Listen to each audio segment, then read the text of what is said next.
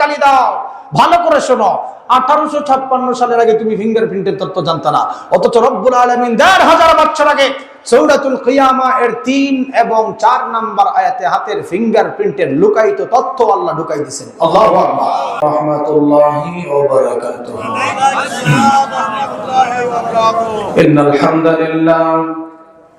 ইন্নাল হামদালিল্লাহি নাহমাদুহু ওয়া নাস্তাঈনুহু ওয়া নাস্তাগফিরুহু ونؤمن به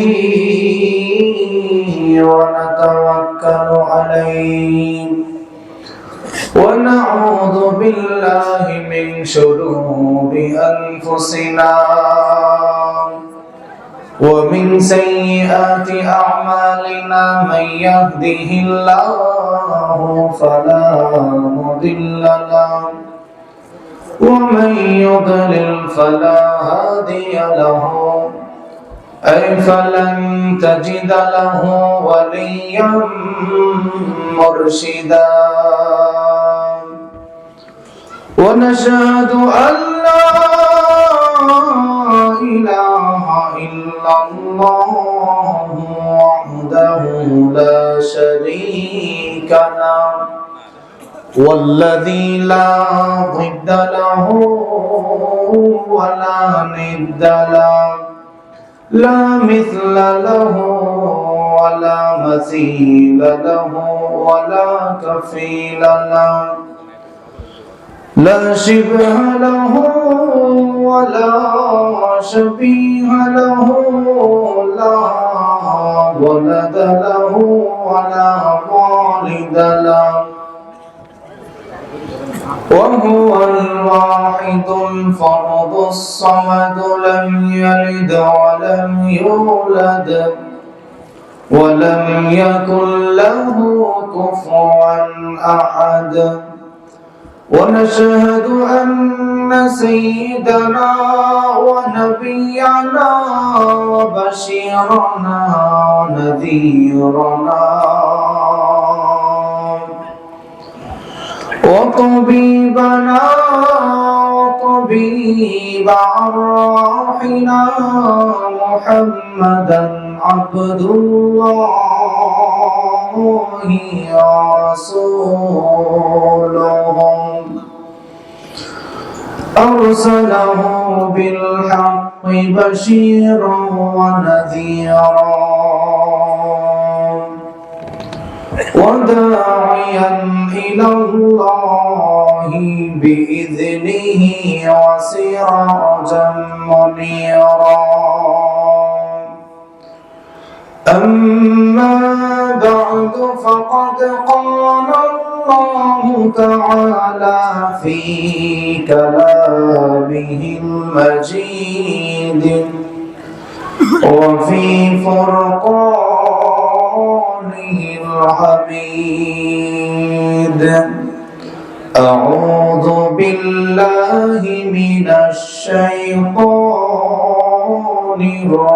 الرجيم بسم الله الرحمن الرحيم إنا نحن نزلنا الذكر وإنا له لحافظون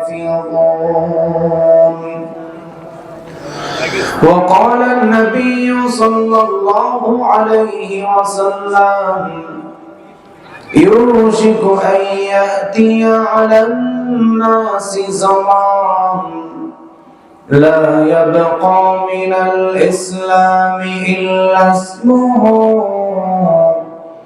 ولا يبقى من القرآن إلا اسمه مساجدهم عامرة وهي خراب من الهدى علماؤهم شر من تحت أديب السماء أو كما قال عليه الصلاة والسلام সবাই কণ্ঠ উজাড় করে দরুদে ইব্রাহিম পড়ে اللهم صل على محمد محمد وعلى آل محمد كما صليت على إبراهيم وعلى آل إبراهيم إنك حميد مجيد اللهم بارك على محمد وعلى آل محمد كما باركت على إبراهيم وعلى آل إبراهيم إنك حميد مجيد ربي زدني علما ربي زدني علما رب اشرح لي صدري ويسر لي أمري واحلل عقدة من لساني يفقه قولي اللهم ربي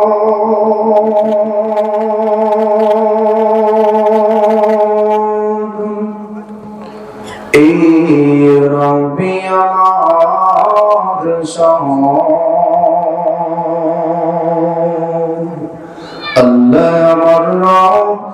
রবি আমার সব আল্লাহ আমার এই রবি আমার সব দমে দমে তনু মন তারি অনুভব আল্লাহ আমার এই রবি আমার সব তোমার দুনিয়াতে আমি যেদিকে তাকাই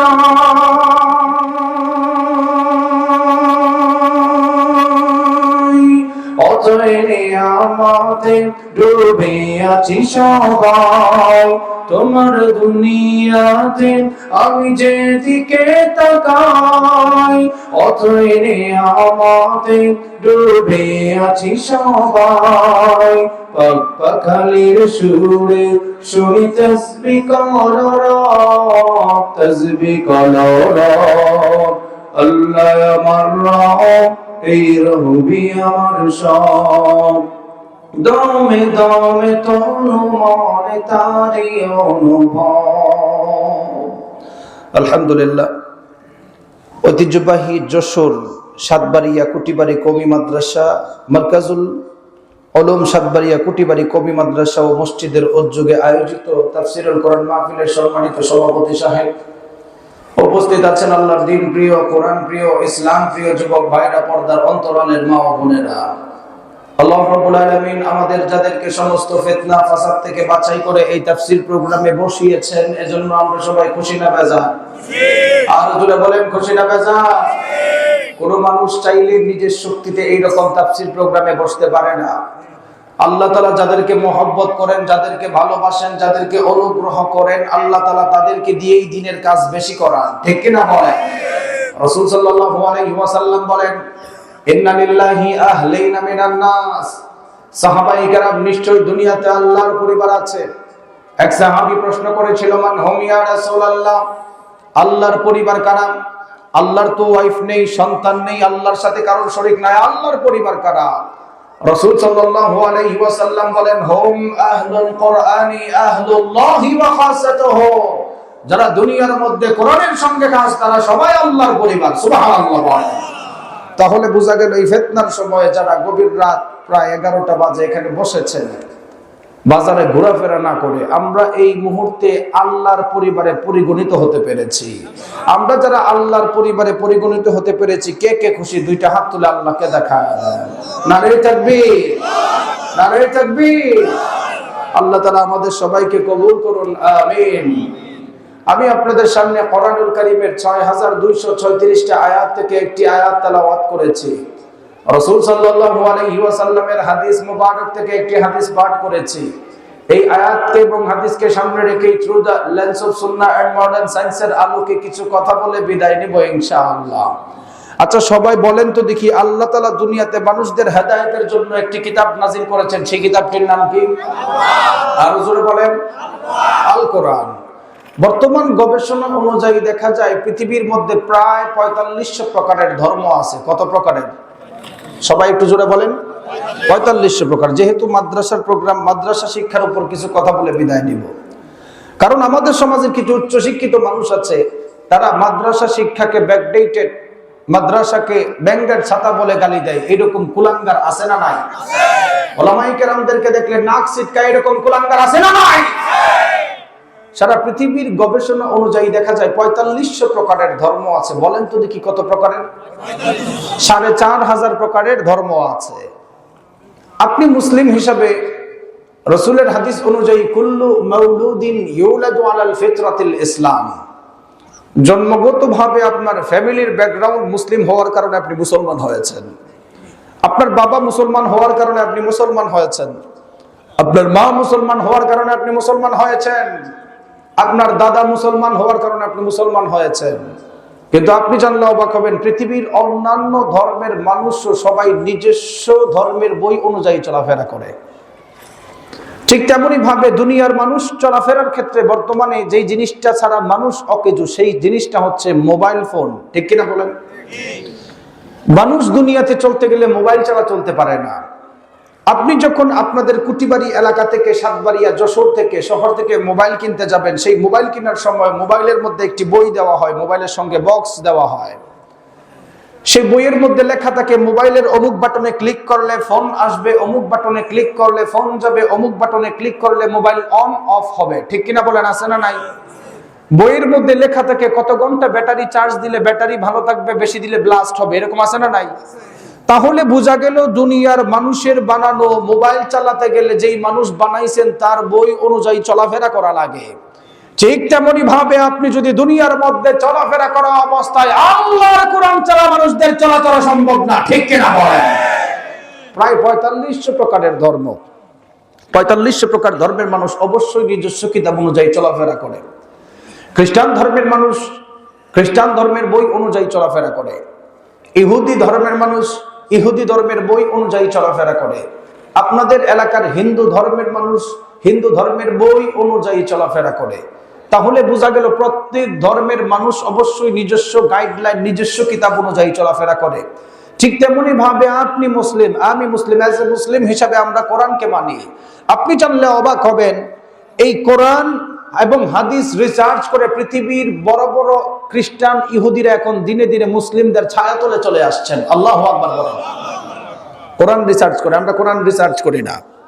কোরআনের অলৌকিকতা দেখে মানুষ এখন মুসলমান হয়। আমি আপনাদের সামনে তাফসীরে ইলমি, ইজাজে ইলমির আলোকে আজকে কিছু আলোচনা করব মাদ্রাসা শিক্ষার গুরুত্বের উপরে। সর্বপ্রথম বুঝতে হবে তাফসীরে ইলমি কাকে বলে। এখানে উলামায়ে কেরাম আছেন, ওনারা ভালো বুঝবেন। তাফসীরে ইলমি বলা হয় বিজ্ঞানের বিশুদ্ধ দর্শনের আলোকে কোরআনের ব্যাখ্যা করা। বিজ্ঞানের বিশুদ্ধ দর্শনের আলোকে কোরআনের ব্যাখ্যা করাকে তাফসীরে ইলমি বলে। বিজ্ঞানের বিশুদ্ধ দর্শনের আলোকে কোরআনের ব্যাখ্যা করতে গিয়ে যদি দুনিয়াতে কোনো অলৌকিকতা প্রকাশ পায় তাহলে সেটাকে ইজাজে ইলমি বলে। সুবহানাল্লাহ বলেন। আমি যেই আয়াত তেলাওয়াত করছি এই আয়াতের আলোকে আলোচনা হবে। 4500 প্রকারের ধর্মের চাইতে, 4500 প্রকারের ধর্ম বইয়ের চাইতে আপনার এই মাদ্রাসায় যেই কোরআন পড়ানো হয়, মুসলিম হিসাবে আপনি যেই কোরআনকে নিজের আদর্শ মানেন, সেই কোরআন সারা পৃথিবীর অন্যান্য ধর্ম বইয়ের চাইতে 1 নাম্বার দামি হওয়ার কারণ হচ্ছে Quran is a book that is most read in this world. Quran এমন এক কিতাব যে কিতাব সারা পৃথিবীর অন্যান্য ধর্ম বইয়ের চাইতে 24 ঘন্টায় সারা পৃথিবীতে তেলাওয়াত করা হয়। আল্লাহু আকবার বলেন। এর অন্যতম উদাহরণ দিই, আমাদের বর্তমান মহাকাশ নিয়ে যারা গবেষণা করে, আকাশ নিয়ে গবেষণা করে, পৃথিবী নিয়ে গবেষণা করে, আধুনিক জ্যোতির্বিজ্ঞানীদের দাবি অনুযায়ী পৃথিবীর আহ্নিক গতি, বার্ষিক গতি, ঘূর্ণায়মানের ক্ষেত্রে টাইমের একটা ব্যবধান আছে। আহ্নিক গতি, বার্ষিক গতি, ঘূর্ণায়মানের ক্ষেত্রে টাইমের ব্যবধান থাকার কারণে বাংলাদেশে এখন 11টা 5 বাজে, ইউনাইটেড স্টেট অফ আমেরিকার মধ্যে এখন দিনের বেলা। টাইমের ব্যবধান থাকার কারণে বাংলাদেশের মধ্যে 11টা 5 বাজে, আপনি বাংলাদেশের সঙ্গে ইংল্যান্ডের টাইম মিলাবেন, টাইমের মিল খুঁজে পাবেন না। টাইমের ব্যবধান থাকার কারণে বাংলাদেশের সঙ্গে যদি আপনি ফিনল্যান্ডের টাইম মিলাতে চান, টাইমের মিল খুঁজে পাবেন না। টাইমের ব্যবধান থাকার কারণে বাংলাদেশের সঙ্গে যদি আপনি নেদারল্যান্ডের টাইম মিলান, টাইমের মিল খুঁজে পাবেন না। আধুনিক জ্যোতির্বিজ্ঞানীদের দাবি অনুযায়ী যেহেতু পৃথিবীর আহ্নিক গতি, বার্ষিক গতি, ঘূর্ণায়মানের ক্ষেত্রে টাইমের ব্যবধান আছে, টাইমের ব্যবধান থাকার কারণে সারা পৃথিবীর কোনো না কোনো দেশের মধ্যে মুসলমান রয়েছে। টাইমের ব্যবধান থাকার কারণে সারা পৃথিবীর কোনো না কোনো মুসলিম দেশের মধ্যে মুসলমানরা আজান দেয়। আজান দেওয়া মাত্রই টাইমের ব্যবধান থাকার কারণে মুসল্লিরা মসজিদের মধ্যে নামাজ পড়ে। এর মাধ্যমেই বোঝা যায় সারা পৃথিবীর অন্যান্য ধর্ম বইয়ের চাইতে কোরআন সারা পৃথিবীতে 24 ঘন্টায় তেলাওয়াত করা হয়। আল্লাহু আকবার। এই কোরআন সারা পৃথিবীর অন্যান্য ধর্ম বইয়ের চাইতে সবচাইতে বেশি দামি হওয়ার, তাফসীরে ইলমির আলোকে দামি হচ্ছে অন্যতম কারণ এই কোরআন এমন এক কিতাব, যেই কিতাব যেই মানুষ তেলাওয়াত করে ওই মানুষের দিলটাও ঠান্ডা হয়, যেই মানুষ সঙ্গে সঙ্গে তেলাওয়াত শুনে তারও দিলটা ঠান্ডা হয়ে যায়। সুবহানাল্লাহ। কোরআন সারা পৃথিবীর মধ্যে সবচাইতে দামি হওয়ার, মাদ্রাসা শিক্ষা সবচাইতে উপরে ওঠার দ্বিতীয় নাম্বার কারণ, এই মাদ্রাসার মধ্যে যেই কিতাব পড়ানো হয়, আপনার সন্তানকে যে পড়ায়, এই কোরআন যেই ব্যক্তি তেলাওয়াত করে তারও ভালো লাগে, সঙ্গে সঙ্গে যেই ব্যক্তি তেলাওয়াত শুনে কোরআনের অ্যাট্রাকশনের কারণে ওই মানুষের দিলটাও ঠান্ডা হয়ে যায়। আল্লাহু আকবার। আল্লাহ রাব্বুল আলামিন কোরআন নাযিল করার মাধ্যমে দুনিয়ার মানুষদেরকে জানালেন, এই কোরআন নাযিল করার মাধ্যমে আল্লাহ সমস্ত কিছুর সমাধান দিয়েছেন। রাষ্ট্র কেমন ভাবে চালাবেন আল্লাহ কোরআনের মধ্যে বর্ণনা করেছেন, সমাজ ব্যবস্থা কেমন ভাবে চালাবেন আল্লাহ কোরআনের মধ্যে বর্ণনা করেছেন। আপনি আপনার ওয়াইফকে কেমন ভাবে চালাবেন আল্লাহ কোরআনের মধ্যে বর্ণনা করেছেন। এই কোরআন সারা পৃথিবীর মধ্যে দামি হওয়ার অন্যতম কারণ হলো এই কোরআন যেই ব্যক্তি তেলাওয়াত করে তারও ভালো লাগে, যেই ব্যক্তি তেলাওয়াত শুনে তারও ভালো লাগে। তার অন্যতম একটা উদাহরণ আপনাদের সাতবাড়িয়া এলাকার মানুষদেরকে দিয়ে দিলে ভালো করে বুঝবেন। ইমাম সাহেবরা যখন নামাজ পড়ানোর জন্য প্রত্যেকদিন মসজিদের মধ্যে দাঁড়িয়ে যায়, একদিনও তো আপনার জিন্দেগির মধ্যে বলেন নাই, ও হুজুর আমার জিন্দেগির 50 থেকে 60 বছর সাতবাড়িয়া মসজিদে নামাজ পড়লাম। প্রত্যেকদিন আপনি সূরা ফাতিহা দিয়ে নামাজ পড়ান, সূরা ফাতিহা শুনতে ভালো লাগে না। আপনি বুখারী শরীফের শেষ হাদিস দিয়ে নামাজ পড়ান, এই কথা কি আমাদের দ্বারা বলা সম্ভব হবে নাকি? এর মাধ্যমেই বোঝা গেল কোরআন সারা পৃথিবীর সবচাইতে দামি হওয়ার অন্যতম কারণ হলো যেই ব্যক্তি তেলাওয়াত করে তারও ভালো লাগে, যেই ব্যক্তি তেলাওয়াত শুনে তারও ভালো লাগে। আরেকটা উদাহরণ দিলে বুঝবেন। আপনাদের সাতবাড়িয়া এলাকার হাজী সাহেবদেরকে আপনারা প্রশ্ন করবেন, মক্কা মদিনায় যখন ইমাম সাহেবরা নামাজের মধ্যে দাঁড়িয়ে যায়, হাজী সাহেবরা যখন দেখবেন নামাজের মধ্যে মক্কা মদিনায় দাঁড়িয়ে যায়, মক্কার ইমাম সাহেবরা যখন নামাজের মধ্যে কোরআন তেলাওয়াত শুরু করে দেয়, পিছন দিক দিয়ে হাউমাউ করে মুসল্লিরা কান্না করে, এমন দৃশ্য আমাদের সমাজে আছে না নাই? এই কোরআনটা সারা পৃথিবীর মধ্যে দামি হওয়ার অন্যতম একটা বিশেষ কারণ হলো বিশ্বনবী সাল্লাল্লাহু আলাইহি ওয়াসাল্লাম মানুষদেরকে জানালেন, মান ক্বারাআ হারফাম মিন কিতাবিল্লাহি ফালাহু হাসানা ওয়াল হাসানাতু বিআশরি আমসালিহা। আল্লাহর নবী বললেন, ও সাহাবায়ে কেরাম, উম্মতের মধ্যে যেই সমস্ত উম্মতগুলি কোরআন তেলাওয়াত করবে, প্রতি অক্ষরে অক্ষরে আল্লাহ বান্দার আমলনামায় 10টা নেকি দিবে। এক সাহাবী আমার নবীর দরবারে সেই সময় হাজির ছিল। ওই সাহাবী আমার নবীকে বলল, ইয়া রাসূলুল্লাহ, প্রতি অক্ষরে যদি 1টা 10টা করে নেকি দেওয়া হয়, উম্মতের মধ্যে কোন উম্মত যদি আলিফ লাম মিম 3টা একত্রিত উচ্চারণ করে, আল্লাহর নবীকে বলল, ইয়া রাসূলুল্লাহ, উম্মতের মধ্যে কোন উম্মত যদি আলিফ লাম মিম উচ্চারণ করে কয়টা নেকি হবে? আল্লাহর নবী বললেন, ও সাহাবায়ে কেরাম দিলের কান লাগায় শুনে নাও, উম্মতের মধ্যে কোন উম্মত যদি আলিফ উচ্চারণ করে আল্লাহ আলাদা 10টা নেকি দিবেন, লাম উচ্চারণ করার কারণে আল্লাহ আলাদা 10টা নেকি দিবেন, মিম উচ্চারণ করার কারণে আল্লাহ আলাদা 10টা নেকি দিবেন, আলিফ লাম মিম উচ্চারণ করার কারণে বান্দার আমলনামায় আল্লাহ 30টা নেকি লিখে দিবেন। জোরে বলেন সুবহানাল্লাহ। কোরআনটা সারা পৃথিবীর মধ্যে দামি হওয়ার অন্যতম আরেকটা বিশেষ কারণ হলো বিশ্বনবী সাল্লাল্লাহু আলাইহি ওয়াসাল্লাম মানুষদেরকে জানালেন, ইকরাউল কুরআনা ফাইন্নাহু ইয়াতি ইয়াউমাল কিয়ামাতি শাফীআন লিআসহাবিহি আল্লাহর নবী বললেন, দুনিয়ার মধ্যে যেই সমস্ত উম্মতগুলি কোরআন তেলাওয়াত করে মারা যাওয়ার পরে স্বয়ং কোরআন আল্লাহর কাছে হাসরের ময়দানে সুপারিশ করবে, আমার নবী বললেন সুপারিশ করে ক্ষান্ত হবেন না। সাহাবায়ে কেরাম বললেন, ইয়া রাসূলুল্লাহ, কোরআন কেমন ভাবে কতক্ষণ শাফাআত করবেন? আল্লাহর নবী বললেন, ও সাহাবায়ে কেরাম, বান্দাকে যতক্ষণ পর্যন্ত আল্লাহ জান্নাতে না দিবেন কোরআন ততক্ষণ পর্যন্ত সুপারিশ করবে। জুড়ে বলেন সুবহানাল্লাহ। যতক্ষণ পর্যন্ত কোরআন তেলাওয়াতকারীকে জান্নাতে আল্লাহ না দিবে। আচ্ছা বলেন, কোরআন যার ব্যাপারে শাফায়াত করে আল্লাহ তাআলা কি তারে বাদ দিবে? নবী বলেন, উম্মতের অধিকাংশ উম্মত কোরআনের সুপারিশের কারণে তারা জান্নাতে চলে যাবে। আল্লাহু আকবার বলেন। তাহলে এই মাদ্রাসা যে আপনাদের এলাকায়, এটা আপনাদের এলাকার উপকার আছে না নাই? এরপরে আমার নবী বললেন, সাহাবায়ে কেরাম শোনো, ইন্না লিল্লাহি আহলিনা মিনান নাস, নিশ্চয়ই দুনিয়ার মধ্যে আল্লাহর পরিবার রয়েছে। এক সাহাবী আমার নবীকে বলল, ইয়া রাসূলুল্লাহ, আল্লাহর পরিবার বলতে কাদেরকে বুঝালেন? আল্লাহর তো দুনিয়ার মধ্যে কোনো পরিবার নাই, আল্লাহর ওয়াইফ নাই, আল্লাহর সন্তান নাই, কাকে আপনি আল্লাহর পরিবার বললেন? আমার নবী বললেন, হুম আহলুল কোরআনি আহলুল্লাহি ওয়া খাসাতুহু। শুনে নাও, দুনিয়ার মধ্যে যারা কোরআনের সঙ্গে খাস, যারা দুনিয়ার মধ্যে কোরআনের সঙ্গে লেগে থাকে, তারা সবাই আল্লাহর পরিবার। আল্লাহর পরিবার যারা দুনিয়ার মধ্যে বনে যায়, ওই মানুষটার দুনিয়া এবং আখিরাতের সফলতা দান করেন কে? আরো জোরে বলেন কে? আল্লাহ। কোরআন তাফসীরে ইলমির আলোকে সবচেয়ে দামি হওয়ার দ্বিতীয় নম্বর কারণ, যে ব্যক্তি তেলাওয়াত করে তারও ভালো লাগে, কোরআন তেলাওয়াত শুনলেও ভালো লাগে।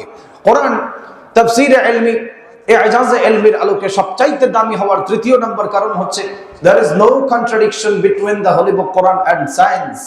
কোরআন এবং আধুনিক বিজ্ঞানের মধ্যে কোনো দ্বন্দ্ব নেই, বরং বিজ্ঞান যত উন্নত আর বিকশিত হচ্ছে, কোরআনের কাছে ভিক্ষার থলে নিয়ে দাঁড়াচ্ছে। ঠিক কিনা বলেন?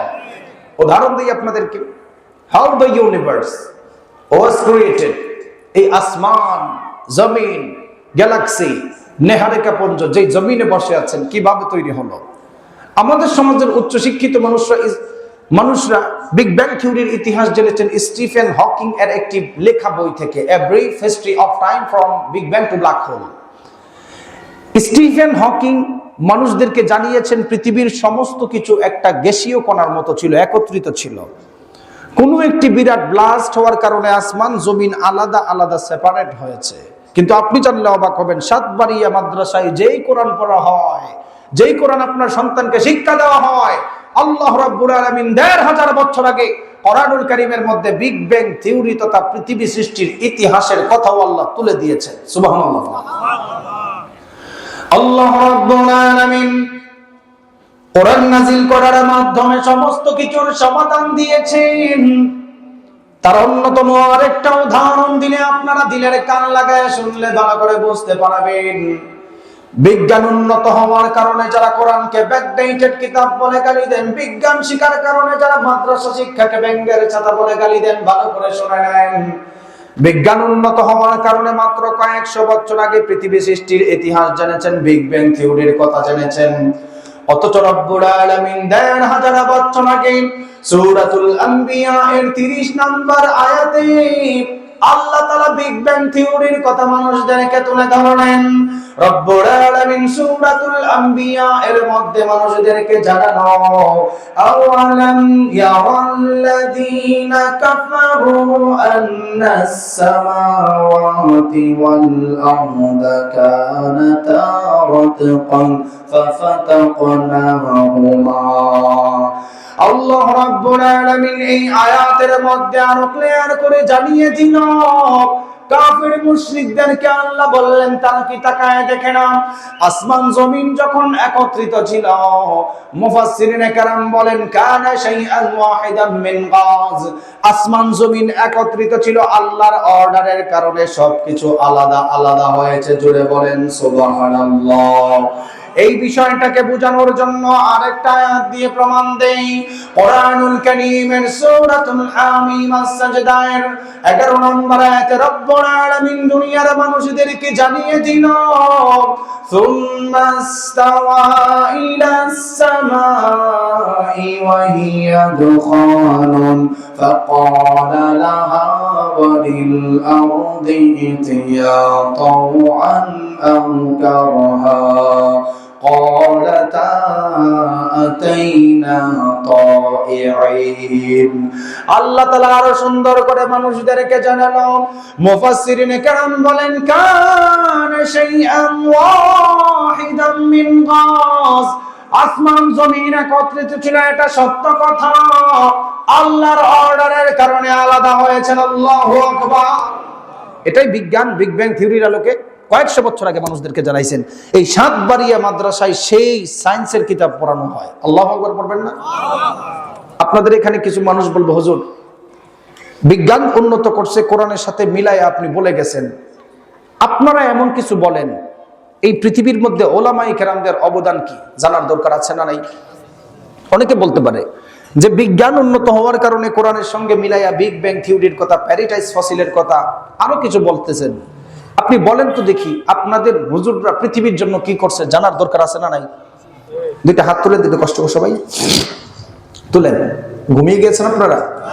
না, আপনারা বসবেন তো শেষ পর্যন্ত? বসেন, নতুন কিছু ইনফরমেশন পাবেন, একটু কষ্ট করে বসেন। অনেকে প্রশ্ন করে যে বিজ্ঞান উন্নত হওয়ার কারণে কোরআনের সাথে হুজুর বলে সব চলে গেল চট্টগ্রাম থেকে আসার পরে, তো হুজুররা পৃথিবীর জন্য কি করছে? এই মাদ্রাসায় আপনার সন্তানকে কেন পড়াবেন? সাতবাড়িয়া মাদ্রাসায় হুজুররা কেন কষ্ট করে? শোনেন, এই পৃথিবীতে চিকিৎসা বিজ্ঞানের আলো জ্বালালো কে? বলতে পারবেন এখানে কেউ? যুবক ভাইরা কে বলতে পারবেন? হ্যাঁ, বড় জোর আপনারা বলতে পারবেন ইবনে সিনার কথা। কার কথা? ইবনে সিনা। সর্বপ্রথম চিকিৎসা বিজ্ঞানের আলো ফুটিয়েছেন স্পেন যখন মুসলিমদের দখলে ছিল। মুসলিমদের দখলে ছিল স্পেনের বড় একজন মুহাদ্দিস, যাকে মুহাদ্দিসুদ দাহার ওয়ান নাহার ওয়াল বাহার আবুল কাসেম আল জাহরাবি নামে পরিচিত ছিল। আল্লাহু আকবার পড়েন। পরবর্তীতে আধুনিক চিকিৎসা বিজ্ঞানের সংস্কার করেছেন ইবনে সিনা।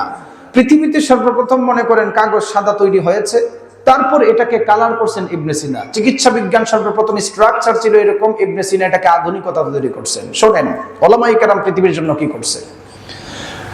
সর্বপ্রথম যখন চিকিৎসা বিজ্ঞানের আলো ফোটায় শল্য চিকিৎসার উপরে, আবুল কাসেম আল জাহরাবি রহমতুল্লাহি আলাইহি কিতাব লিখেন 30 খণ্ডের। ল্যাটিনদের জমানা আসার পর 30 খণ্ডের অধিকাংশ কিতাবকে তারা ভাষার চেঞ্জ করে ফেলেছেন।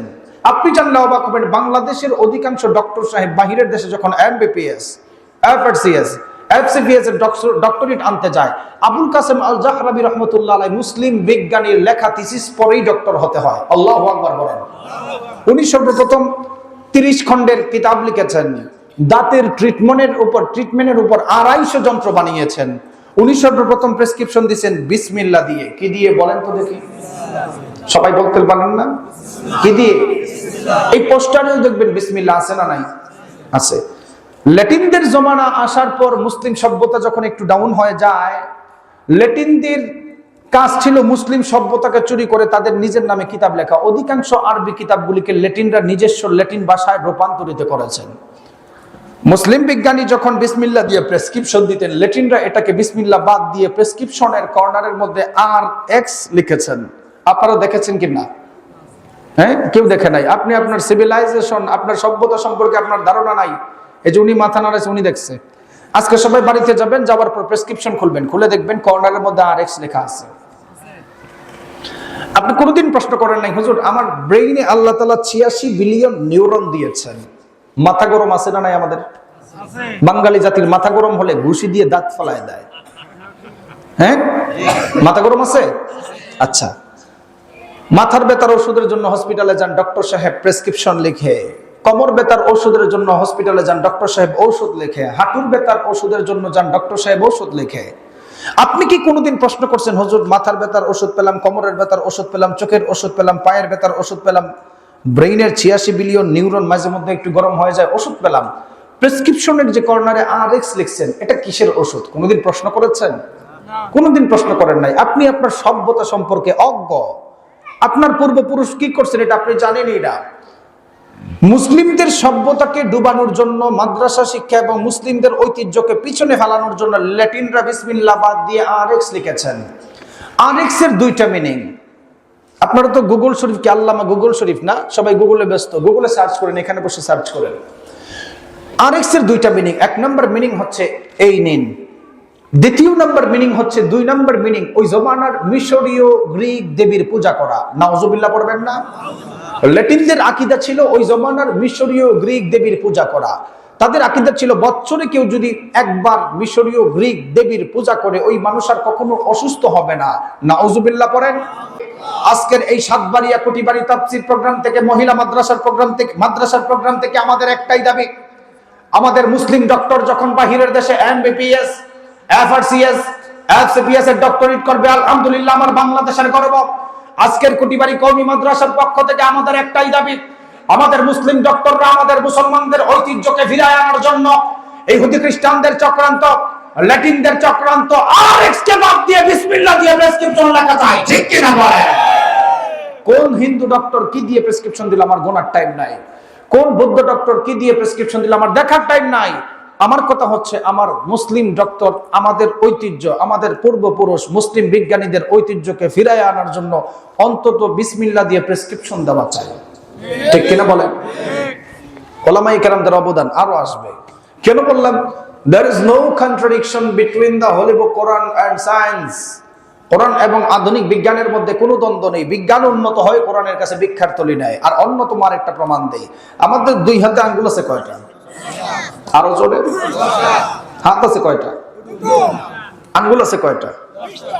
এই 20টা বলে না, 20টা ঠিক আছে, পা হাত মিলায়া।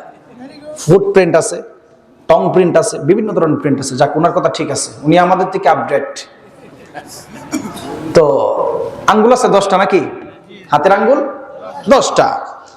বিজ্ঞানের ভাষায়, এখানে ওলামায়ে কেরামদের ভাষা না। আপনাদের এলাকায় কেউ যদি জায়গা জমি ক্রয় করে হাতের ছাপের দরকার আছে না নাই? আপনার ছেলে যখন বিদেশ যায়, আপনাদের এয়ারপোর্ট থেকে দেখবেন সেখানে হাতের ছাপ নেই, ঠিক কিনা বলেন? বিজ্ঞানের ভাষায় 1856 সালের আগে দুনিয়ার মানুষ ফিঙ্গারপ্রিন্টের তথ্য জানতো না। কার ভাষায়? না হুজুরদের ভাষায়? বিজ্ঞানের ভাষায় 1856 সালের আগে দুনিয়ার মানুষ ফিঙ্গারপ্রিন্টের তথ্য জানতো না। 1856 সালে মানবদেহের উপর রিসার্চ করার পর উইলিয়াম হার্টসেল ব্রিটিশ বিজ্ঞানী মানুষদেরকে জানিয়েছেন মানুষদের হাতের মধ্যে এমন রেখা আছে, ছাপ আছে, ফিঙ্গারপ্রিন্ট আছে। আরবিতে যেটাকে বাসনাত বলা হয়, ইংলিশে সেটাকে ফিঙ্গারপ্রিন্ট বলা হয়, বাংলাতে হাতের ছাপ বলা হয়। উইলিয়াম হার্টসেল 1856 সালে জানিয়েছেন একজনের সঙ্গে আরেকজনের ফিঙ্গারপ্রিন্ট মিলবে দূরের কথা, আপন ভাইয়ের সঙ্গে আপন ভাইয়ের হাতের ছাপের মিল নাই। আল্লাহু আকবার পড়বেন না? এই বিজ্ঞান পাওয়ার পর আমাদের কিছু উচ্চ শিক্ষিত মানুষ মাদ্রাসাকে ব্যাকডেটেড বলে গালি দেয়। জামিয়া মারকাজুল উলুম সাতবাড়িয়া কুটিবাড়ি কওমি মাদ্রাসাকে ব্যাকডেটেড বলে গালি দাও। ভালো করে শোনো, 1856 সালের আগে তুমি ফিঙ্গারপ্রিন্টের তত্ত্ব জানতা না, অথচ রব্বুল আলামিন 1000 বছর আগে সূরাতুল কিয়ামা এর 3 এবং 4 নাম্বার আয়াতে হাতের ফিঙ্গারপ্রিন্টের লুকায়িত তথ্য আল্লাহ ঢুকাই দিয়েছেন। আল্লাহু আকবার। আল্লাহ রাব্বুল আলামিন কোরআন নাযিল করার মাধ্যমে সমস্ত কিছুর সমাধান দিয়েছেন। বিজ্ঞান উন্নত হওয়ার কারণে 1856 সালে আপনি ফিঙ্গারপ্রিন্টের তত্ত্ব জেনেছেন। এর আগে দুনিয়ার মানুষ ফিঙ্গারপ্রিন্টের তত্ত্ব জানতো না। অথচ রব্বুল আলামিন 1000 বছর আগে সূরাতুল কিয়ামা এর 3 এবং 4 নাম্বার আয়াতে মানুষদের হাতের ফিঙ্গারপ্রিন্টের তত্ত্ব আল্লাহ মানুষদেরকে সুন্দর করে তুলে ধরেছেন। আল্লাহ রাব্বুল আলামিন বললেন, আয়াহসাবুল ইনসানু আল্লান নাজমা'a ইযামা বালা কাদিরিনা আলা আন নুসাউইয়া বানানা। আল্লাহ রাব্বুল আলামিন এই আয়াতের মধ্যে আরো ক্লিয়ার করে জানিয়ে দিল, কাফের মুশরিকরা আমার নবীকে প্রশ্ন করত মানুষদেরকে আবার তোলা হবে নাকি? মানুষরা তো বিমান দুর্ঘটনা হলে পুরো ছারখার হয়ে যায়, তাদেরকে আল্লাহ তুলতে পারবেন নাকি? লেভেল প্লেইং ফিল্ডের মধ্যে, ইন দ্য ডে অফ জাজমেন্টের মধ্যে মানুষদেরকে তোলা হবে নাকি? আল্লাহ তাআলা আয়াত নাজিল করে চ্যালেঞ্জ করে বলেছেন, হাসরের ময়দানে মানুষদের হাতের অগ্রভাগ পর্যন্ত আল্লাহ তাআলা মানুষদেরকে তুলতে পারবেন। জুড়ে বলেন সুবহানাল্লাহ। আপনারা বলবেন হুজুর হাতের অগ্রভাঙ্গের সঙ্গে ফিঙ্গারপ্রিন্টের কি মিল রইল? আধুনিক বিজ্ঞানের আলোকে যদি ইমাম ফখরুদ্দীন রাজি রহমতুল্লাহি আলাইহির তাফসীর খোলেন, ইমাম ফখরুদ্দীন রাজি রহমতুল্লাহি আলাইহি মানুষদেরকে জানালো আল্লাহ তাআলা এই হাতের অগ্রভাগের দ্বারা আল্লাহ তাআলা কাফের মুশরিকদেরকে সূক্ষ্মভাবে চ্যালেঞ্জ করেছেন। হাসরের ময়দানে তোমাদের হাতের ছোট ছোট রেখাগুলিকেও আমি আল্লাহ তাআলা সুবিন্যস্ত করে তোলার ক্ষমতা রাখে। জুড়ে বলেন সুবহানাল্লাহ। কাফেরদেরকে বলতেছেন যে এখানের মধ্যে হাতের ছোট ছোট রেখা আছে। ইমাম ফখরুদ্দীন রাজি রাহমাতুল্লাহ আলাইহি আল্লাহ চ্যালেঞ্জ করে বলছেন এমন ভাবে মানুষদেরকে তুলবেন যেইভাবে বর্তমানে আমার হাতের রেখাগুলি ঠিক আছে এটাও মিস হবে না। সুবহানাল্লাহ পড়বেন না? বিজ্ঞান উন্নত হওয়ার কারণে 1906 সালে পৃথিবী কাঁপানো এক তত্ত্ব দিয়েছেন, প্যারিটাইজ ফসিল। বলেন তো দেখি কি প্যারিটাইজ ফসিল? আমি বিশ্ববিদ্যালয়ে থাকা অবস্থায় কোরআনিক সায়েন্স ডিপার্টমেন্টে যখন অনার্স করি, আমি থিসিস লিখেছি আল খালিকু ওয়া ইলমুল কাউনিয়াত, স্রষ্টা ও সৃষ্টি তত্ত্বের উপরে। 1906 সালে বিজ্ঞান জানিয়েছেন প্যারিটাইজ ফসিলের কথা। প্যারিটাইজ ফসিলের মিনিং কি? প্যারিটাইজ ফসিলের মিনিং হচ্ছে মানুষ মারা যাওয়ার পরে তাদেরকে যখন কবরে রাখা হবে, কখনো কখনো তাদের শরীরের চামড়া, হাড্ডি, মাংস, লোহা কিংবা পাথরও হতে পারে। মানে বর্তমান সায়েন্স এটা দাবি করেন মানুষ মারা যাওয়ার পরে মানুষদেরকে কবরে রাখলে হাড্ডি, মাংস পচে লোহা কিংবা পাথরও হতে পারে। আপনি মারকাজুল উলুম সাতবাড়িয়া কুটিবাড়ি মাদ্রাসার বিরোধিতা করেন, ভালো করে শুনেন। 1906 সালে বিজ্ঞান জানাইছেন মানুষ কাঁপুনি দিয়ে উঠছে, হায় রে কত সুন্দর তথ্য। অথচ আল্লাহ রাব্বুল আলামিন ১৫০০ বছর আগে সূরাতুল বনী ইসরাঈলের 50 নম্বর আয়াতে প্যারিটাইজ ফসিলের তথ্য তুলে ধরছেন। আল্লাহু আকবার। আল্লাহ তাআলা বলেন কুল, হে নবী আপনি বলেন কুনু হিজারাতান আও হাদিদা। কিছু কিছু কাফের মুশরিক নবীকে প্রশ্ন করত, নবী হে মানুষ মারা যাওয়ার পরে হাজার হাজার বছর পরে কি আল্লাহ তাআলা মানুষদেরকে আবার পুনরুত্থান করতে পারবে? আল্লাহ তাআলা আয়াত নাজিল করেন কুনু হিজারাতান আও হাদিদা, আপনি বলে দেন মানুষ মারা যাওয়ার পরে পচে গলে তাদের শরীরের কোনো অংশ যদি হাড্ডি কিংবা লোহা কিংবা পাথর হয়, আমি আল্লাহ পুনরুত্থান করার ক্ষমতা রাখি। আল্লাহু আকবার। আল্লাহ তাআলা আয়াতে বলছেন কুনু হিজারাতান আও হাদিদা, হিজারা আও হাদিদা শব্দ ব্যবহার করছেন। আপনাদেরকে আরেকটা উদাহরণ দিই, ভালো করে শুনেন। বিজ্ঞান 2006 সালে মানুষদেরকে জানাইছেন যারা কোরআনকে পুরাতন বলেন যে বৃদ্ধ মানুষের চুলদাড়ি পাকে, এটা স্বাভাবিক তত্ত্ব। বৃদ্ধ মানুষের চুলদাড়ি পাকে কি পাকে না? 2006 সালে মানুষদেরকে জানাইছেন অস্বাভাবিক তত্ত্ব, টেনশনে পড়লে কখনো কখনো যুবকদেরও চুলদাড়ি পাকতে পারে। যে কারণে আপনি তাকায় দেখবেন আমাদের সমাজের অধিকাংশ বর্তমান যে ট্র্যাডিশন, আমাদের যুবকদের চুলদাড়ি অল্প বয়সে পেকে যাচ্ছে। চুলদাড়ি সাদা কালো হয় কি হয় না? কোরআনের বিরোধিতা করেন, শুনেন। আল্লাহ তাআলা সূরাতুল মুজাম্মিলের 17 নম্বর আয়াতে বলেন ফাকাইফা তাত্তাকুনা ইন কাফারতুম ইয়াওমা ইয়াজআলুল ওয়িলদানা শিবা। এই আয়াতের ব্যাখ্যায় দেখেন ইবনে আব্বাস রাদিয়াল্লাহু তাআলা আনহু বলেন আল্লাহ তাআলা যখন আদম আলাইহিস সালামকে বলবেন 1999 জন জাহান্নামকে তুলে আনো, নবী বলেন ওই দিনের ভয়াবহতা যদি কেউ দেখে, নবজাতক শিশু ভয়ে টেনশনে বৃদ্ধ হয়ে যেত। আল্লাহু আকবার পড়বেন না? তাহলে টেনশনে পড়লে চুলদাড়ি পাকতে পারে, এটা আল্লাহ কোরআনে বলেন কি বলেন নাই? কোরআন পড়ার দরকার আছে না নাই? আরো জোরে বলেন। এরপরে এই কোরআন সারা পৃথিবীর মধ্যে দামি হওয়ার অন্যতম কারণ হলো কোরআনুল কারীমের মধ্যে রব্বুল আলামিন দুনিয়ার মানুষদেরকে জানিয়ে দিলেন এই কোরআনের মধ্যে ভুল ধরার কোনো চান্স নাই। বিজ্ঞান উন্নত হওয়ার কারণে মাত্র কিছুদিন আগে আপনি জেনেছেন সূর্য ঘোরে নাকি পৃথিবী ঘোরে।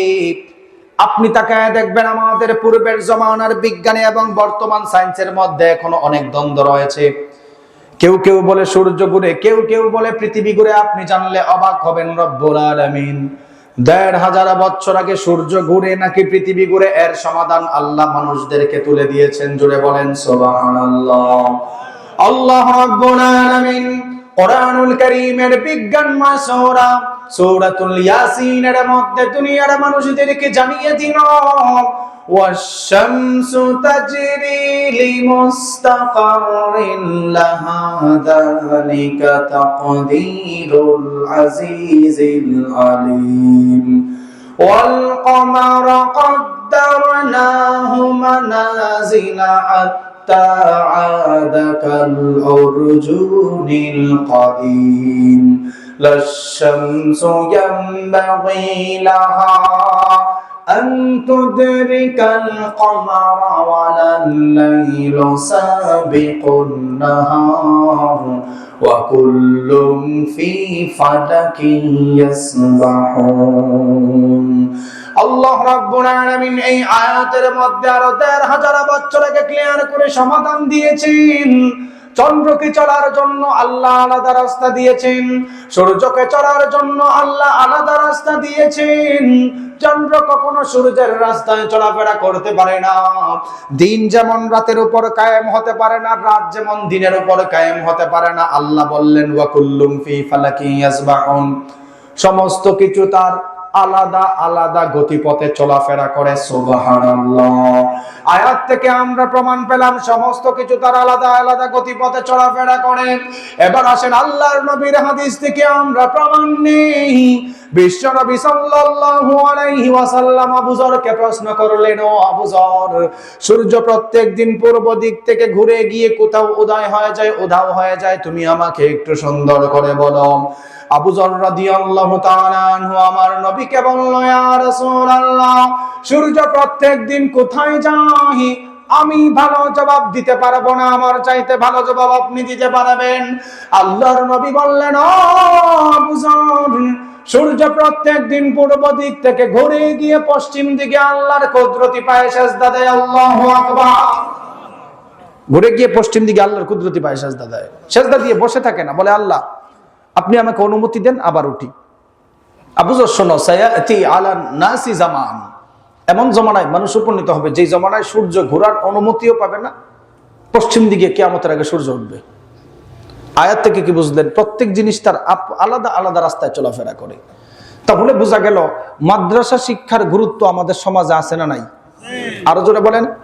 আরেকটা উদাহরণ দিয়ে আপনাদের শরীর থেকে ভালো করে শুনেন। এই মাদ্রাসার মধ্যে কোন কিতাব পড়া হয় একটু জোরে বলেন তো, আরো জোরে বলেন। কোরআন। এখানের মধ্যে সন্তানদেরকে নামাজ শিক্ষা দেওয়া হয়। কত সুন্দর তেলাওয়াত করছে না? তেলাওয়াত করছে মাদ্রাসার ছাত্র, নামাজ শিক্ষা দেওয়া হয়।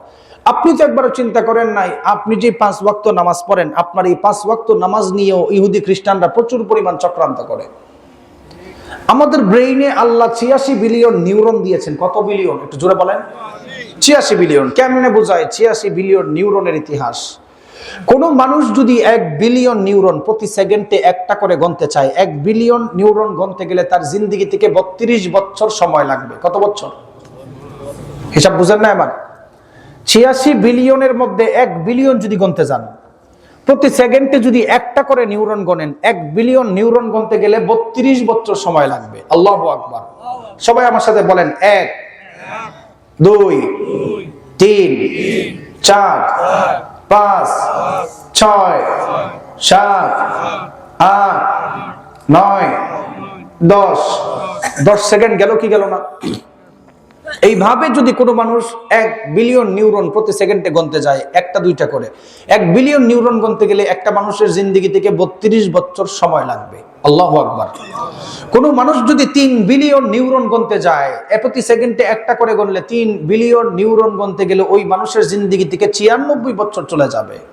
আমাদের ব্রেইনের মধ্যে আল্লাহ তাআলা এক্সচেঞ্জ সেন্টার নামে সেল রাখছেন। আমি যে কথা বলতেছি, আমার ব্রেইন কাজ করতেছে, আমি বলতেছি, আপনার ব্রেইন কাজ করতেছে, আপনি শুনতেছেন। এই এক্সচেঞ্জ সেন্টার ছোট একটা cell. Al Quran and modern সায়েন্সের লেখক দাবি করেন এক্সচেঞ্জ সেন্টার কার্য সম্পাদন করার ক্ষেত্রে যেই নিউরনটা গরম হয় বা এটা এত ছোট, এটাকে যদি দুনিয়ার যন্ত্রাংশে স্থাপিত করা হয় 100 তলা 6টা বিল্ডিং এর সমান জায়গা লাগতো। আল্লাহু আকবার পড়বেন না? সাধারণভাবে আল্লাহ তাআলা কাজটা করাই দিচ্ছেন।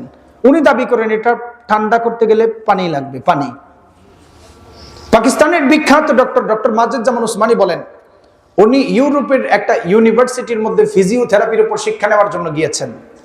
সেখানের মধ্যে বড় বড় যে দুইজন ডক্টর, একজনের নাম হচ্ছে চার্লস ফাকনার, আরেকজনের নাম হচ্ছে স্মিথ অ্যান্ড্রেস। ওনাদের কাছে উনি ফিজিওথেরাপি শিক্ষা নেওয়ার জন্য গেছেন। একজন মুসলিম ডক্টর, দুইজন ইহুদির কাছে।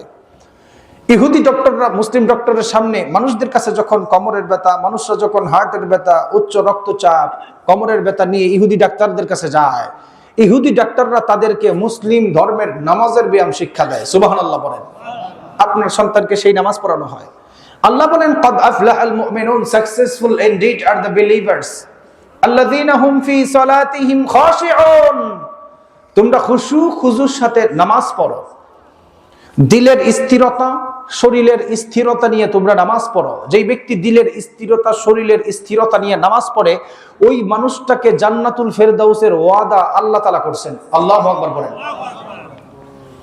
আপনি যদি through the lens of Sunnah and modern সায়েন্সের আলোকে সূরাতুল মুমিনুনের 2 নম্বর আয়াতের ব্যাখ্যা করেন, বর্তমান মেডিকেল সায়েন্সও দাবি করে কোন মানুষ যদি সঠিকভাবে নামাজ পড়ে, ঠিক মতো রুকু সেজদা করে স্থিরতার সহিত, ওই মানুষের প্রায় 13 থেকে 17 প্রকার রোগের কোনো ঔষধই লাগে না।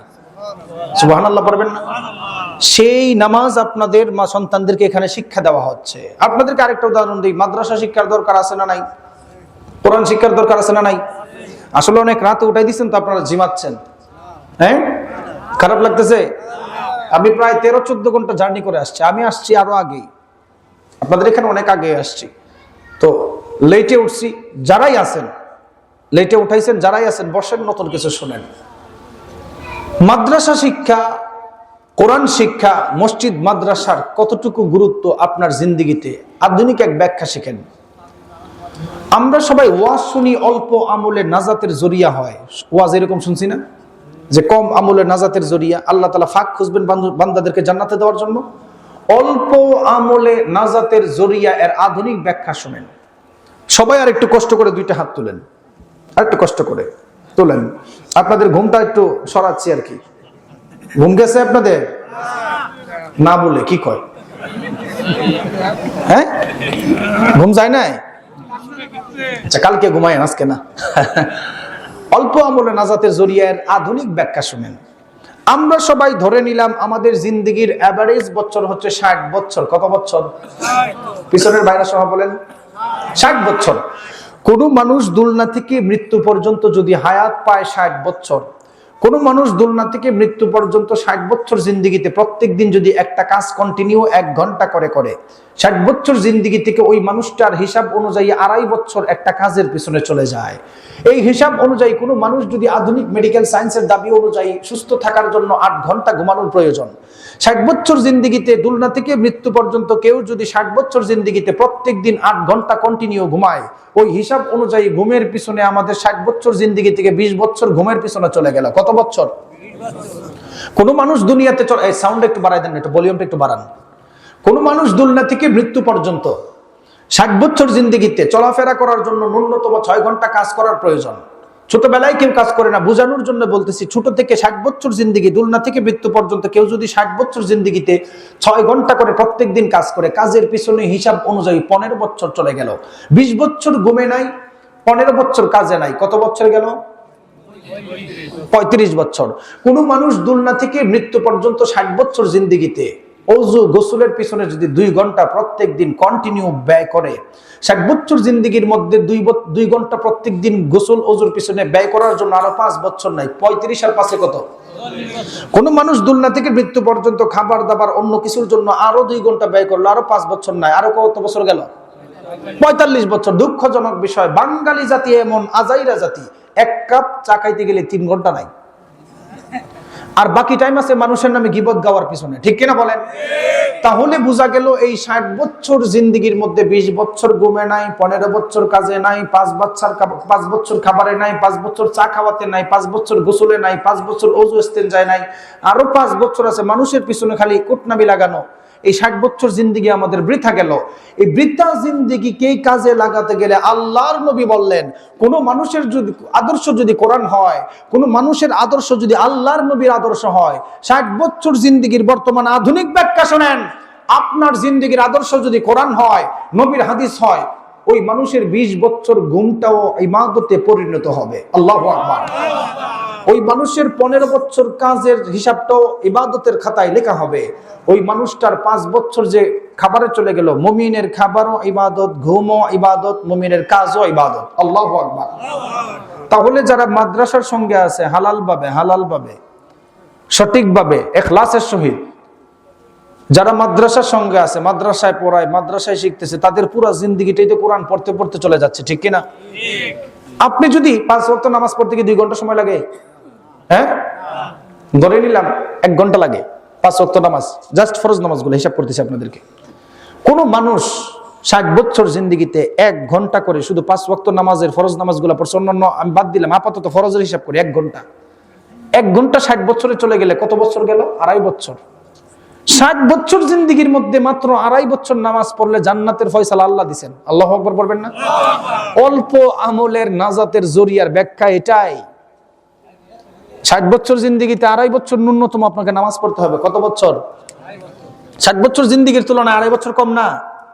অনেক কম না? অনেক কম। আমি তো এভারেজ ধরছি, এখন এভারেজে 70-এ যান, এভারেজে 80-তে যান, এভারেজে 90-এ যান, আপনার হিসাব বুঝেন। এজন্য মাদ্রাসা শিক্ষার সাথে আমরা সবাই লিপ্ত থাকব। আপনারা জানলে অবাক হবেন, আল্লাহর নবী বলেন যেই মানুষের আদর্শ কোরআন হয় ওই মানুষ সত্যিকারের মানুষ হয়, আর যেই মানুষের আদর্শ কোরআন হয় না ওই মানুষটা দুনিয়ার মধ্যে জানোয়ার বনে যায়। ঠিক কিনা বলেন? মানুষ জানোয়ার বনে। আল্লাহর নবী বলেন এমন এক জমানায় আসবে, ফালইয়ারতাকিবুহু ইনদা যালিকা রিহান হামরা, যেই জমানার মধ্যে কোরআন শিক্ষা থাকবে না আল্লাহ অগ্নিবায়ু চালু করবেন। খসফান আও মাসখান, মানুষদের চেহারা আল্লাহ বিকৃত করবেন। আপনি বলবেন হুজুর আল্লাহ তাআলা তো এই পর্যন্ত মানুষের চেহারা বিকৃত করেন নাই। আরে আল্লাহ মানুষের চেহারা বিকৃত করবেন এটা আমি বিশ্বাস করি, কিন্তু আপনি জানলে অবাক হবেন বর্তমান মানুষে এখন আর মানুষ থাকতে চায় না, জানোয়ার বনে যাচ্ছে। ঠিক কিনা বলেন? গত 2 বছর আগের নিউজ, ইউনাইটেড স্টেট অফ আমেরিকার বিখ্যাত পপ তারকা $10 লাখ ইউজ করে, তার চেহারা মানুষ সুন্দর ছিল, ডলার ইউজ করে সার্জারি করে কুকুরের চেহারা বানাইছে। নাউজুবিল্লাহ পড়বেন না? আরে মানুষই তো মানুষ থাকতে চায় না, মানুষ দিন দিন জানোয়ার বনে যাচ্ছে। আপনি বলবেন হুজুর আল্লাহ তাআলা যে আল্লাহর নবী যে বলছেন ফালইয়ারতাকিবুহু ইনদা যালিকা রিহান হামরা, অগ্নিবায়ু চালু করবেন। কই চালু করলো? আমেরিকার দিকে তাকান, লস অ্যাঞ্জেলস আল্লাহ আগুনে জ্বালায় দিয়েছেন। আচ্ছা আপনি বলেন তো দেখি, যে আমেরিকাতে আল্লাহ তাআলা লস অ্যাঞ্জেলস আগুনে জ্বালাইতে পারে, এই যশোর কুটিবাড়ি আল্লাহ তাআলা জ্বালাইতে পারে না? আরো জোরে বলেন। কোরআন বিদ্বেষী আছে না নাই? খোদার কসম করে বলি যারা কোরআন বিদ্বেষী তোমাদের জন্য সমাজে গজব আসে। ঠিক কিনা বলেন? এবার শুনেন, পৃথিবীর 10টা হিংস্র প্রাণীর লিস্ট করা হয়েছিল গত 2 বছর আগে। কয়টা? 10টা। পৃথিবীর 1 নম্বর হিংস্র প্রাণীর মধ্যে নাম লিখিয়েছেন মশা, যার কামড়ে সারা পৃথিবীর মধ্যে প্রায় 7.5 লক্ষ মানুষ মারা যায়, যারে থাপ্পড় দিলে হাড্ডি গুড্ডি ভেঙে একদম চুরমার হয়ে যায়। পৃথিবীর 2 নম্বর হিংস্র প্রাণীর মধ্যে নাম লিখিয়েছে মানুষ, যাদের দাঙ্গা হাঙ্গামার কারণে প্রায় 7.5 লক্ষ মানুষ মারা যায়। পৃথিবীর 3 নম্বর হিংস্র প্রাণীর মধ্যে নাম লিখিয়েছেন কুকুর, যাদের কামড় বা আঁচড়ের কারণে সারা পৃথিবীর মধ্যে প্রায় 3.5 লক্ষ মানুষ মারা যায়। পৃথিবীর 4 নম্বর হিংস্র প্রাণী হচ্ছে সাপ, যার কামড়ের কারণে সারা পৃথিবীতে 2.25 লক্ষ মানুষ মারা যায়, বিশেষ করে ব্রাজিল বা আফ্রিকাতে। আমাদের বাংলাদেশেও কিছুদিন আগে রাসেল ভাইপারের একটা গজব আসছিল, ধাপ্পা। ঠিক কিনা বলেন? রাসেল ভাইপারের ভয়ে মানুষ এশারের নামাজে মসজিদে যায় না, সাপের ভয়ে। পৃথিবীর 4 নম্বর। আপনি বলবেন হুজুর এই ওয়াজের সঙ্গে প্রাণীর হিসাব করে লাভ কি? আর শোনেন প্রাণীর হিসাব। 2025 সালের কন্ট্রিবিউটারস এর সার্চে দেখলাম পৃথিবীর সবচাইতে হিংস্র প্রাণীর মধ্যে বর্তমান মানুষই আস্তে আস্তে নাম লেখাচ্ছেন, যাদের দাঙ্গা হাঙ্গামার কারণে ভবিষ্যতে 10 লাখ মানুষ মারা যাবে বলে তারা ধারণা করে। নাউজুবিল্লাহ পড়বেন না? অথচ আল্লাহ তাআলা কোরআনের মধ্যে বলছেন কদ আফলাহাল মুমিনুন। আল্লাহ তাআলা বলেন ওয়াতিনি ওয়াজাইতুন ওয়া তুরি সিনিনা ওয়া হাযাল বালাদিল আমিন লাকাদ খালাকনাল ইনসানা ফি আহসানি তাকওয়িম। আল্লাহ কয়েক জায়গার কসম খাইয়া বলতেছেন আমি মানুষকে উত্তম, সেরা, দেখতে স্মার্ট স্ট্রাকচার দিয়ে বানাইছি। আল্লাহু আকবার বলেন। তাহলে মানুষ হিসাবে আমরা সেরা বানাইছেন আল্লাহ, এমন কাজ করতেছি অটোমেটিক আমরা জানোয়ারে বনে যাচ্ছি শুধু কোরআন না মানার কারণে। ঠিক কিনা বলেন? এরপরে আল্লাহ তাআলা বলেন এত কিছু পাওয়ার পর যারা কোরআন মানে নাই, এত কিছু পাওয়ার পর যারা দুনিয়ার মধ্যে নবী রাসূলদেরকে মানে নাই, আল্লাহ তাআলা তাদের ব্যাপারে দুনিয়া এবং আখিরাতের মধ্যে 3টা গজবের কথা বলেছেন। কোরআনুল কারীমের 20 নম্বর সূরা সূরাতুত তাহা এর 124 থেকে 26 নম্বর আয়াতে মানুষদেরকে জানানো ওয়ামান আ'রাদা আন যিকরি ফাইন্না লাহু মাঈশাতান দানকা ওয়া নাহশুরুহু ইয়াওমাল কিয়ামাতি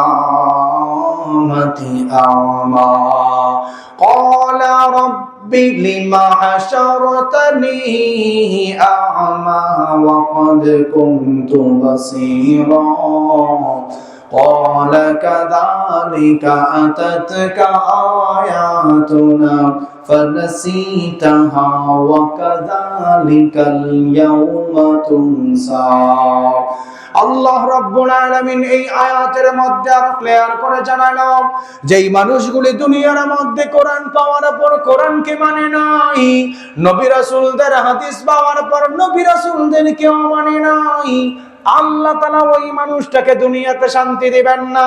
কবরে রাখার সঙ্গে সঙ্গে ওই সমস্ত মানুষের আযাবটাই আল্লাহ তাআলা বেশি বেশি বাড়ায়া দিবেন। অর্থাৎ দুনিয়াতেও শান্তি নাই, কবরের মধ্যে রাখার পরেও আযাব শুরু হয়ে যাবে। 6 দিন পরে নখ খসে যাবে, 9 দিন পর চুল। কবর গাহের সামনে নিতে কইরো না কেউ ভুল। 6 দিন পর নখ খসে যাবে, 9 দিন পর চুল। কবর গাহের সামনে নিতে কইরো না কেউ ভুল। কবর জায়গা ভালো নয়, আমল দিয়ে কবরে গৃহ সাজিয়ে নিতে হয়। আমল দিয়ে কবর গৃহ সাজিয়ে নিতে হয়। 17 দিনে পেটে ফেটে শেষ পোকার খাদ্য হবে। 60 দিন পরে গোস থাকবে না, কঙ্কাল পরে রবে। 17 দিনে পেটে ফেটে শেষ পোকার খাদ্য হবে। 60 দিন পরে গোস থাকবে না, কঙ্কাল পরে রবে। 90 দিনে হাড় গলে সব,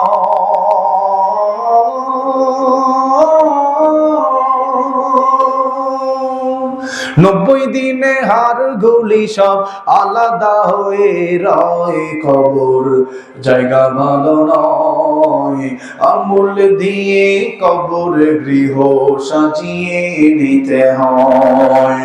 6 দিন পর নখ খসে যাবে, 9 দিন পর চুল। কবর গাহের সামনে নিতে কইরো না কেউ ভুল। কবর জায়গা ভালো নয়, আমল দিয়ে কবরে গৃহ সাজিয়ে নিতে হয়। দেহের চেয়ে অহম বড় লোভ লালসার পাহাড়। হিংসায় জ্বলে বিবেকে তোমার নফসের কালো আহার। দেহের চেয়ে অহম বড় লোভ লালসার পাহাড়। হিংসায় জ্বলে বিবেকে তোমার নফসের কালো আহার। আমান কারণ সবারই,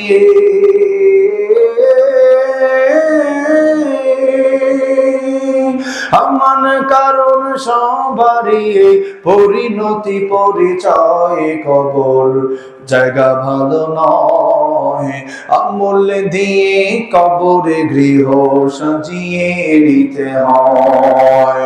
6 দিন পরে নখ খসে যাবে, 9 দিন পর চুল। কবর গাহের সামনে নিতে কইরো না কেউ ভুল। কবর জায়গা ভালো নয়, আমল দিয়ে কবর গৃহ সাজিয়ে নিতে হয়। ঠিক না? আল্লাহ বললেন যেই মানুষগুলি কোরআন পাওয়ার পরে কোরআন মানে নাই, আল্লাহ বললেন ওই মানুষদেরকে দুনিয়ার মধ্যে শান্তি দেওয়া হবে না। দ্বিতীয় নম্বর শাস্তি আল্লাহ বললেন কবরটাকে সংকীর্ণ করা হবে। তৃতীয় নম্বর শাস্তি সম্পর্কে রব্বুল আলামিন জানানো, ওয়া নাহশুরুহু ইয়াউমাল কিয়ামাতি আ'মা। আল্লাহ তাআলা ওই মানুষটাকে হাসরের ময়দানে অন্ধ অবস্থায় হাজির করবেন। যেই মানুষটা হাসরের ময়দানে অন্ধ অবস্থায় হাজির হয়ে যাবে, অন্ধ অবস্থায় হাজির হয়ে আমার আল্লাহকে বলবেন, ওগো আল্লাহ দুনিয়ার মধ্যে আমার চোখ থাকার পরে কেন আপনি আমাদেরকে অন্ধ অবস্থায় তুললেন? আল্লাহ তাআলা তাদের কথাটাও সূরাতুত তাহা এর মধ্যে জানালো, ক্বালা রাব্বি লিমা আশারাতানি আ'মা ওয়া ক্বাদ কুনতু বাসীরা। ওগো আল্লাহ, ওয়া ক্বাদ কুনতু বাসীরা, চোখ ছিল কেন আপনি আমাদেরকে অন্ধ অবস্থায় তুললেন? আল্লাহ তাআলা বললেন, ক্বালা কাযালিকা আতাতকা আয়াতুনা ফানাসিতাহা ওয়া কাযালিকাল ইয়াওমা তুনসা। দুনিয়ার মধ্যে তোমাদের কাছে কোরআন যাওয়ার পরে কোরআন মানো নাই, নবী রাসূল যাওয়ার পর নবী রাসূল মানো নাই। আয়াত থেকে বোঝা গেল যারা দুনিয়াতে কোরআন মানে না তারাই কবরের মধ্যে আযাবে বেশি থাকবে। জুড়ে বলেন ঠিক কিনা? বিশ্ব নবী সাল্লাল্লাহু আলাইহি ওয়াসাল্লাম বললেন, ইউশিকু আইয়াতি আলান নাসি জামান লা ইয়াবকা মিনাল কুরআনি ইল্লা রাসমুহু। কোরআনটা শুধু অক্ষরে থাকবে, মানুষ কোরআন পড়তে চাইবে না, কোরআন জানতে চাইবে না, কোরআন শিখতে চাইবে না। আল্লাহর নবী বললেন, লা ইয়াবকা মিনাল ইসলামি ইল্লা ইসমুহু ওয়া লা ইয়াবকা মিনাল কুরআনি ইল্লা রাসমুহু। কোরআনটা শুধু অক্ষরেই কোরআনের ভিতরে থাকবে, কোরআনের আইন সমাজে থাকবে না। ঠিক কিনা বলেন? আপনাদের এলাকায় এত বছর ধরে ওয়াজ হচ্ছে, কত বছর ব্যাপী ওয়াজটা বলেন তো একটু? হ্যাঁ, 40 বছর যাবত না? আল্লাহর নবীর হাদিস বর্তমান প্রেক্ষাপটের সঙ্গে মিলান। 40 বছর এই কুটিবাড়ি এলাকাতে ওয়াজ হওয়ার কারণে মনে হয় এলাকার সমস্ত সুদকুর পাকিস্তান চলে গেছে। 40 বছর এই এলাকায় ওয়াজ হওয়ার পরে মনে হয় এলাকার সব ঘুষখোর ইন্ডিয়া চলে গেছে। 40 বছর এই এলাকায় এই মাইক দিয়া ওয়াজ করার পরে মনে হয় এই এলাকার যারা পরকিয়া করে তারা সবাই অন্য দেশে চলে গেছে। কি বলেন? হ্যাঁ, বুঝা গেল ওয়াজ মাহফিল দিয়ে এলাকার সবকিছু সমাধান করা সম্ভব না। কিন্তু যখন এলাকার অন্যায়, রাহাজারে, চুরি, বাটপার, পরকিয়া বন্ধ করতে চাইবেন, খোদার কসম করে বলি আল্লাহর কোরআনকে পার্লামেন্টে নিলে সব বন্ধ হয়ে যাবে। ঠিক কিনা ভাই? যখন পার্লামেন্টে কোরআনের বিধান থাকবে, পরকিয়া আছে না নাই এলাকায়? হ্যাঁ, পরকিয়ার কারণে ফুল লাইফ ধ্বংস হয়ে যাচ্ছে মানুষের। পরকিয়ার বিধান প্রাপ্ত বয়স্ক বিবাহ ব্যক্তি, বিবাহ হওয়ার পরে পুরুষ মহিলা যদি পরকিয়াতে ধরা খায়, ইসলামের বিধান হচ্ছে সঙ্গে সার, মাটিতে তাকে গেড়ে পাথর দিয়ে ঢিল মাইরা হত্যা করা ইসলামের বিধান। বাংলাদেশে যদি কোরআনের আইন থাকে, আপনাদের কুটিবাড়িতে যারা পরকিয়া করে, মা বোন ভালো করে শুনেন, হাজব্যান্ড বিদেশে থাকলে বিদেশের টাকা আপনি আইনা আরেকজনের সাথে ভাইগা যাচ্ছেন। আছে না না এরকম গজব? আরো জোরে বলেন। আমাদের দেশের অধিকাংশ মহিলাদের এই বদ খাসিলতের কারণে তারা সংসার টিকতে পারে না। ঠিক কিনা বলেন? বাহিরের দেশে থাকে আমার প্রবাসী ভাইরা কত কষ্ট করে টাকা পাঠায়। আপনি বলবেন আমার যুবক ভাইরা বাহিরের দেশে থেকে বিবাহ হওয়ার পরে বাহির দেশ থেকে প্রবাসীরা টাকা পাঠায়, লক্ষ লক্ষ টাকা প্রবাসী যুবক ভাইরা। তাদের কান্না দেখে আমি অবাক। অনেক প্রবাসী ফোন দিয়ে বলে, হুজুর আমি প্রায় 50 লক্ষ টাকা পাঠাইছি, মাথার গাম পায়ে ফেলাইছি, সৌদির প্রচন্ড গরমে তাপমাত্রার মধ্যে আমি কাজ করে টাকা পাঠাইছি। আমার ওয়াইফ এই 50 লাখ টাকা তার নামে নিচে নেওয়ার পরে সে আর এক ছেলের সঙ্গে ভেঙে গেছে। আপনি চিন্তা করতে পারছেন প্রবাসী ভাইদের মনের কষ্ট? তারা এটা কাউকে বলতে পারে না। দেশে আসার পর প্রবাসীদেরকে ফ্যামিলিও ভুল বুঝে, এলাকার মানুষও ভুল বুঝে। আর সবচাইতে বড় সমস্যা হচ্ছে আমাদের সমাজের বিবাহ হওয়ার পরে যুবক ভাইদের যে ভুলটা করে, ওয়াইফের প্রতি ভালোবাসা থাকা ভালো, এটা আল্লাহ প্রদত্ত। ঠিক কিনা বলেন? কিন্তু এই ভালোবাসা দেখাইতে গিয়া নিজের নামের অ্যাকাউন্টটাও ওয়াইফের নামে করে, নমিনি টমিনি কিছু রাখে না। আছে না এরকম? ওয়াইফের নামে অ্যাকাউন্ট খুলে, যুবক প্রবাসী তোমরা যে ভুলটা করো, ওয়াইফের নামে অ্যাকাউন্ট করছে, করার পরে নমিনি মাকে দেয় না, নমিনি মারে দেয় না, দেয় কারে? শালারে দেয়, সুমন্দিরে দেয়। তো তোমার টাকা নিয়ে তো বাঁকবে না, তারা কি দাঁড়ায় থাকবে? এই জমানায় কারো বিশ্বাস আছে? আর আমার কথা কি মিথ্যা?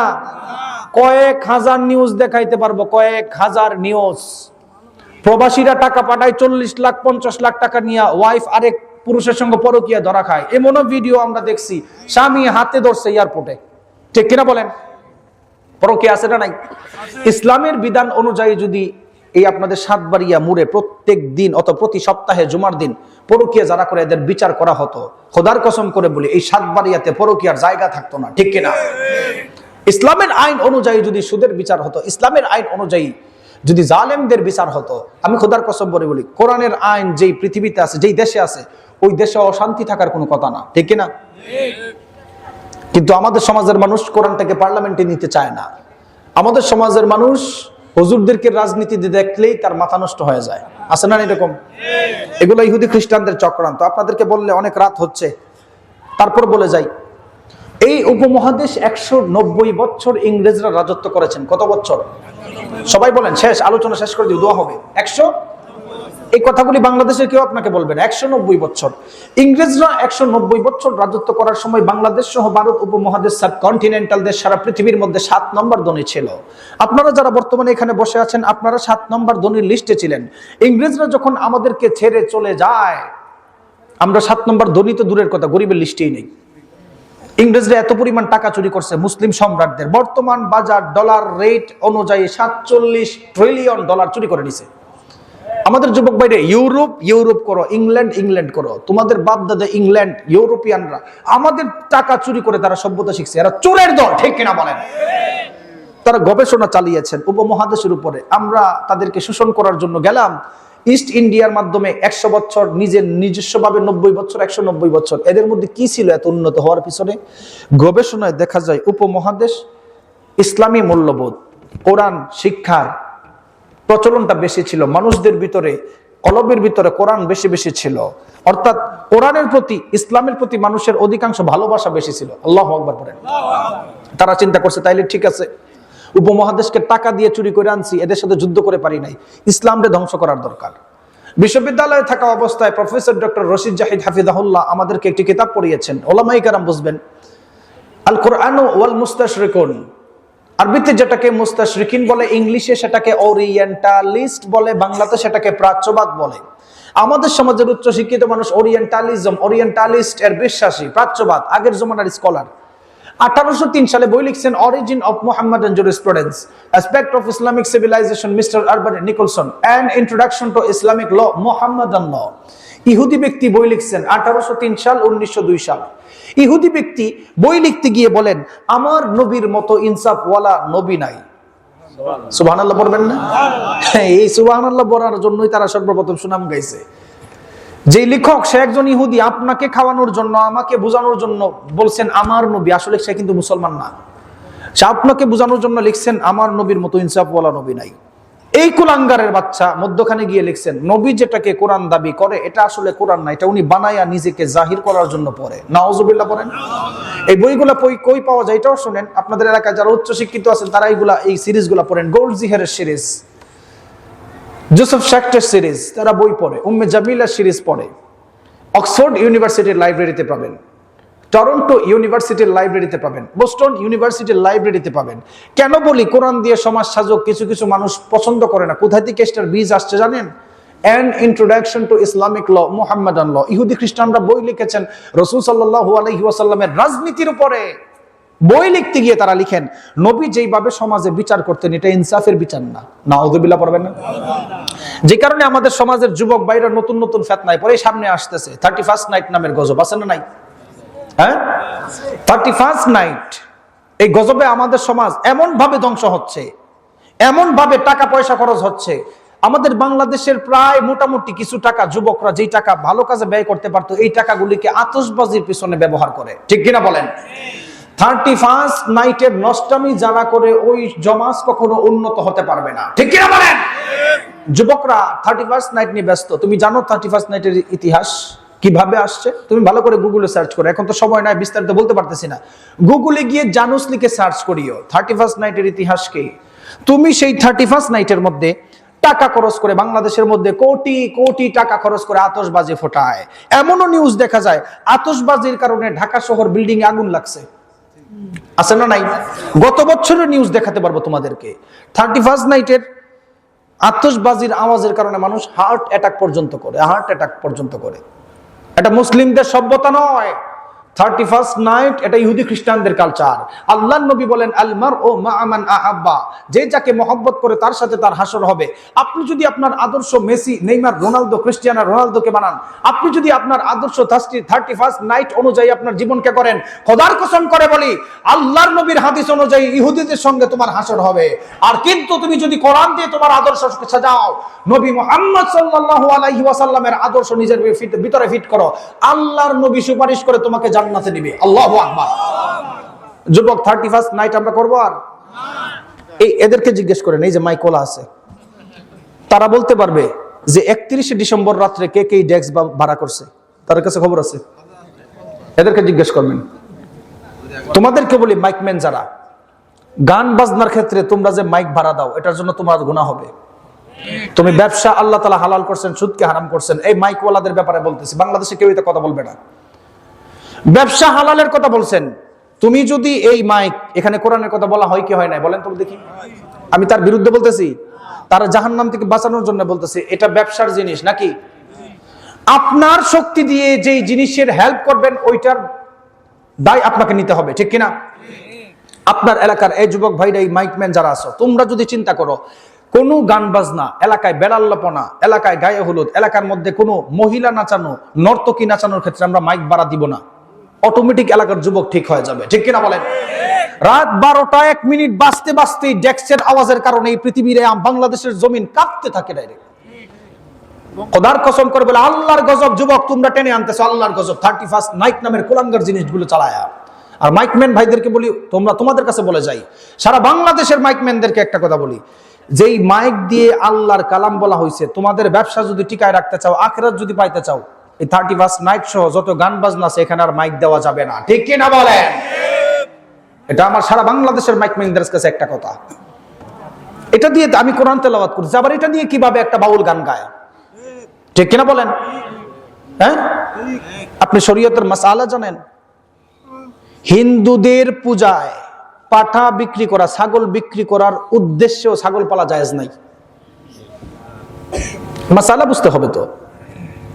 হিন্দুদের পূজাতে বিক্রি করবেন বিদায় আপনি ছাগল পালতেছেন, এই নিয়ত করলে ছাগল পাললে গুনাহ হবে আপনার। আর কোন মুসলমান ব্যক্তি যদি মাইকের ক্ষেত্রে এই নিয়ত করে আমি জগা খিচুড়ি বানায় ফেলবো, জগা খিচুড়ি, ওয়াজও করবো, গানও গাইবো, তো মুনাফিকি কারবার। একজন ব্যবসায়ী সৎ হওয়ার দরকার, ঠিক কিনা বলেন?